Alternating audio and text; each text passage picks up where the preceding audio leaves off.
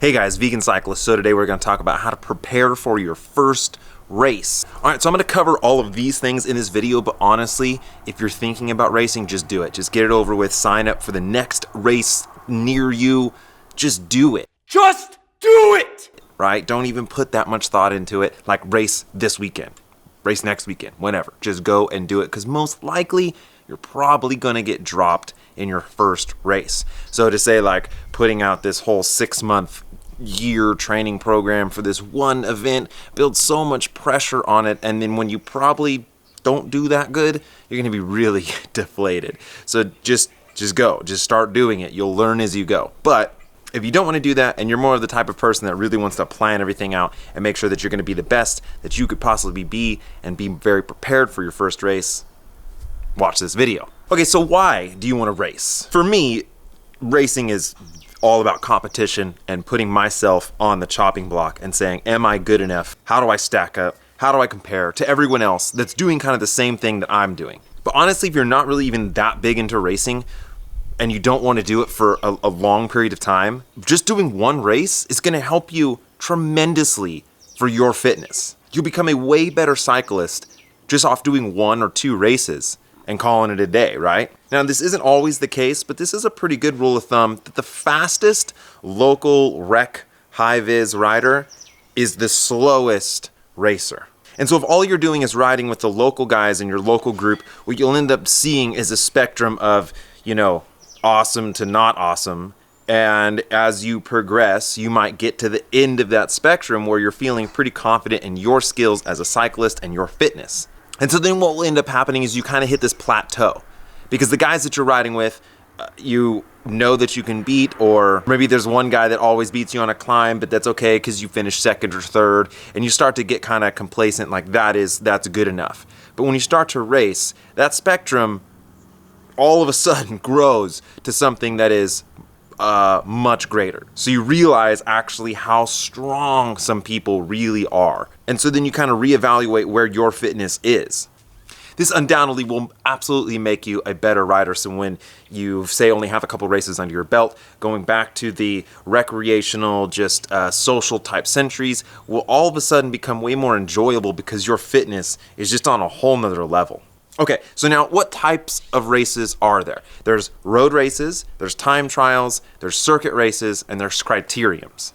A time trial is not really what we're talking about here. That is just, kind of a whole separate sport in and itself. A road race is usually a much longer race, 40 to 100 miles, depending on what category you're in. But usually if this is your first road race, you're going to be looking at somewhere between 40 to 60 miles. A circuit race is kind of in between a road race and a crit, where usually this is about an hour, but it's not really like a small, tight little confined course. These circuit races are usually over like 3 to 6 miles. And then a criterium is like a super tight half-mile to 1 mile little course through like a city or like a downtown area. These are super fun for me. I really like them.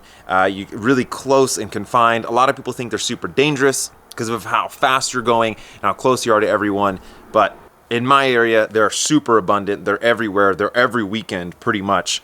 And you can also race multiple races during them. So those are the types of races. Now, how do you find a race? A lot of people are like, I don't even know where you go to find races. Just basically go to usacycling.org, go to event search, click your state, and it's going to show you the list of USA Cycling approved events in your area. Depending on your area, you may have one of them in the year, which would suck. If you're in a better area like California or whatever, then you've got them 3 a weekend. They're just all over the place. If you don't see anything there, you could also go to your local bike shop and just ask if there's any little, non-sanctioned events that are going on that you might be able to participate in, like clinics or that sort of thing. All right, so now what do you need to race? Well, you need a bike And it doesn't have to be some $15,000 aero machine, especially for your first race. Equipment is gonna give you marginal gains. Fitness is what gives you the biggest gains. So you just need whatever, a bike.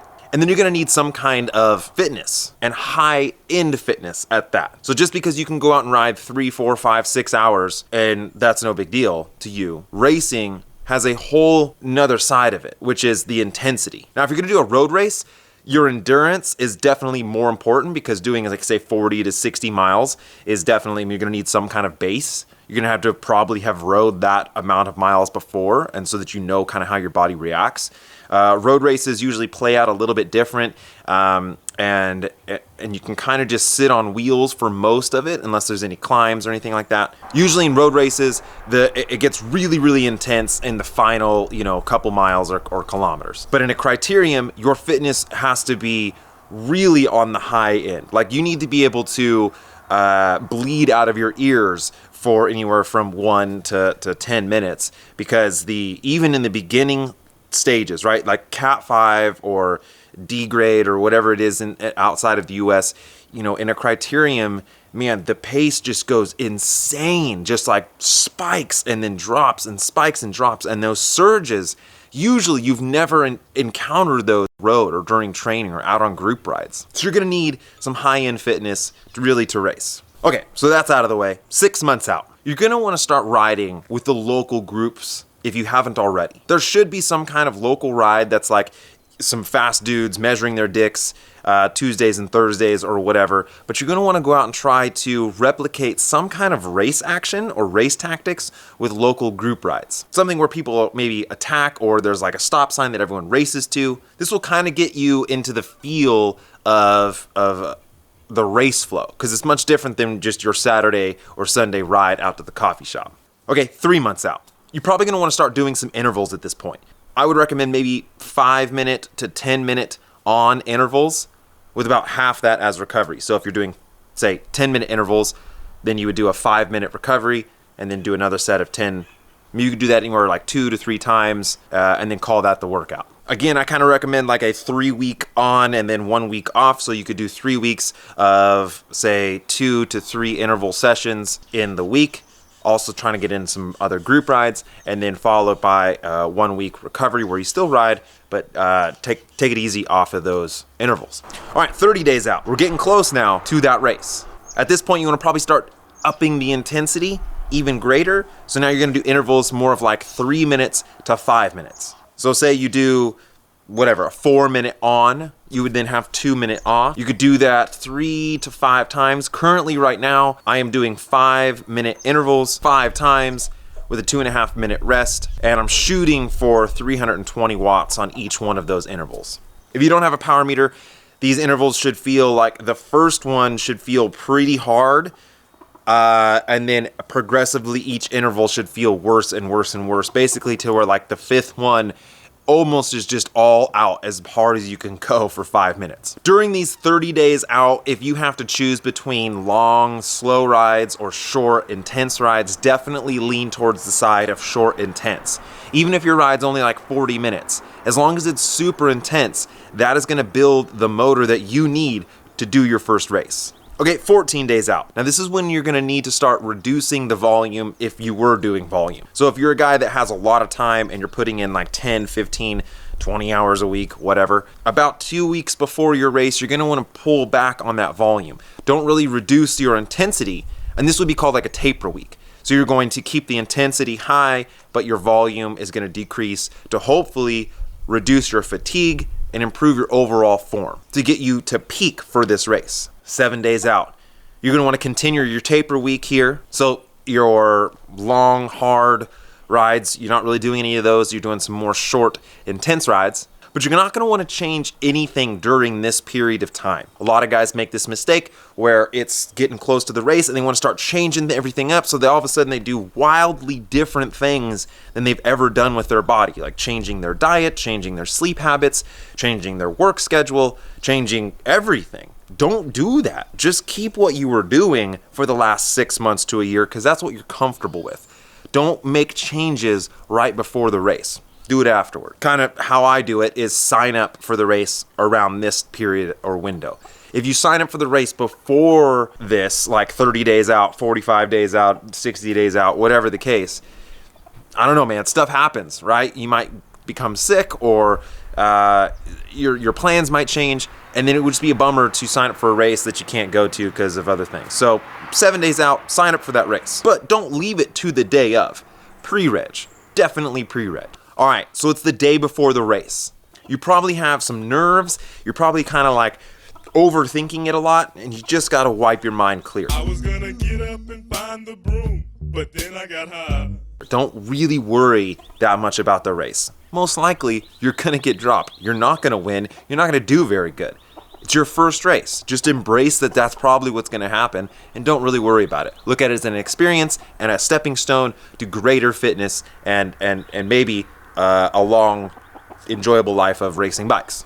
If you can, you're gonna wanna still ride today. The day before, you wanna go out on a nice little spin, maybe do a few little leg openers up on some hills or something, but don't go long, don't go that hard, don't go that intense. Then you're gonna wanna get everything that you need into one bag. I can't tell you how many guys have forgotten their shoes at home or their helmet or whatever. So the day before, get all of your cycling stuff and put it into one bag and double check it, triple check it, make sure it's all in there.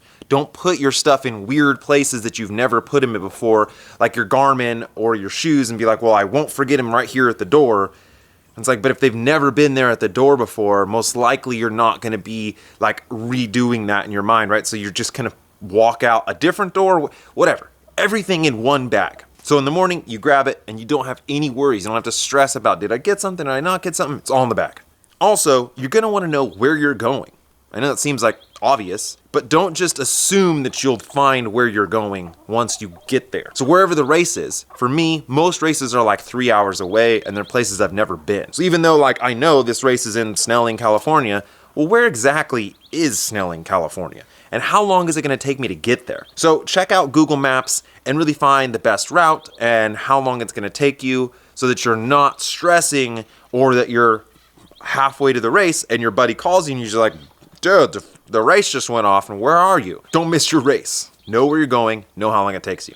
All right, bam, day of the race. If you're doing a road race, they're usually always in the morning. So most likely it's gonna suck. You're gonna have to wake up at 4 in the morning or something crazy like that. If it's a criterium, usually Cat 5s or the beginner class is gonna be in the morning as well. So that's what's really nice about like getting higher categories like P1, 2, like the races aren't until 3 or 4, so you get to sleep in. But you're gonna wanna eat a breakfast, a good breakfast. You most likely gonna have some nerves and you're gonna be like all flustered and you're like, I don't need a breakfast. You need that breakfast. You need to eat something. Doesn't have to be some crazy tofu vegan weird thing. I mean, just eat whatever it is that you would normally eat. Don't change anything because you don't know how your body's gonna react to it. Get to the race early so you're not stressing out about time. You're definitely always gonna wanna do your weight reduction poop. If you're riding a super awesome carbon fiber bike, you paid a lot of money per ounce. Don't leave that poop inside you weighing you down, bro. Now you should have pre-registered, so you can just go to the like more expedient line there and just sign in, get your number, have someone pin it on you, and get all ready like within like 30 minutes to an hour before your race, so that you don't have to worry about anything. If you didn't pre-register and you're registering the day of, then you usually have to wait in a longer line. It's a mess. And so there you are, in your kit, on your bike, your race is like in 30 minutes, and you're just kind of wigging out. You're looking at other guys and their calf muscles just like look like hulks, and you're just so intimidated, and it's just totally natural. You're like, I don't belong here. Like I'm gonna get my doors blown off, and don't think about that stuff. It's for fun. Everything's for fun. This is your first stepping stone. Don't put too much stock into this one race. If you get dropped in one lap, don't worry about it. All right, during the race. So during your first race, what probably is gonna happen is you're gonna get a little bit of tunnel vision. You're gonna start going into zones of intensity that you probably are not that used to. And also you're gonna be like really close to people, and people are gonna be kind of bumping around. It's gonna just be really hectic and kind of stressful. So you're gonna like get this tunnel vision. You're not really gonna know what's going on. That's how it was for me anyway. And so that's kind of normal. But what you want to do is race forward, right? Like don't just hang on the very back. it seems like that's the best place to be, but it's really not. You get this like accordion effect. So a lot of times in criteriums, the back of the pack is the hardest place to be. So if this is your first race, don't be in the hardest place to be, right? Everyone says stay off the front, don't put your face in the wind and all that sort of stuff. But honestly, sometimes being on the front and dictating your own pace sometimes can be beneficial. And then when those attacks come, and they will definitely come, if you are suffering and blood is squirting out of your eyes, so is everyone else. And so you're gonna be like, I cannot sustain this pace at all for much longer. That's normal. That's how it's gonna be. In a criterium, the pace is not steady. It is so jagged. So whatever you need to do to tell yourself, like, okay, I'll make it till the slowdown. I'll make it to the slowdown. Even in the beginning races, man, the surges they do are really strong. Like 30 miles an hour, 32 miles an hour. They just spike, but they will come back down. So anticipate the pace will slow down. And then so like on the final lap, what do you do? If you're there, if you made it, fantastic, good job. You're gonna wanna stay kind of far up front. And if you can sprint for the finish, fantastic. But don't sprint for like 15th or 20th or whatever, right? Like, don't do that. You don't really need to do that. And you might end up wrecking or hitting someone because the pace at the end is totally different. So just don't worry about like your positions. If you can get top 10, fantastic, like work for that. That's a good achievement. But anything outside of top 10, man, call it a day, call it a success. Guys, I hope this helps you out, and I hope that you continue racing, and I hope that your first experience isn't horrible. I know mine was, but I just kept going. I just kept racing, and it gets better. I swear, like a year, 2 years into racing, it just gets even more fun once you get on a team. The whole dynamics changes. Racing is phenomenal. It helps you focus your training. It helps you give some kind of goal, and it's an awesome hobby. It's expensive, but man, racing is awesome. So is riding. If you don't want to race, that's fine. But I would definitely recommend doing at least one race. If you're a cyclist, do one event that is like somewhat race-based. It will help your fitness. It will help you become a better rider. As always, guys, Vegan Cyclist, yeah.